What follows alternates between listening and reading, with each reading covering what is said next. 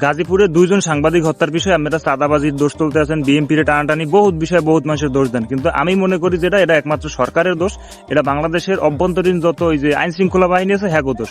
দেশের আইন শৃঙ্খলা যদি ঠিক থাকতো, আইনের প্রয়োগ সঠিকভাবে হইতো, বিচার হইতো, তাইলে কোনো বাপের বেড়া নাই যে এরকম মানে জনগণের মধ্যে দাও সাবাড়ি রান্দাও ছুরি যাক মন চায় তাই লইয়া মানুষ কোপাইবে দাওয়াবে মারবে এমন হিম্মত কারো হইতো না আজ পর্যন্ত।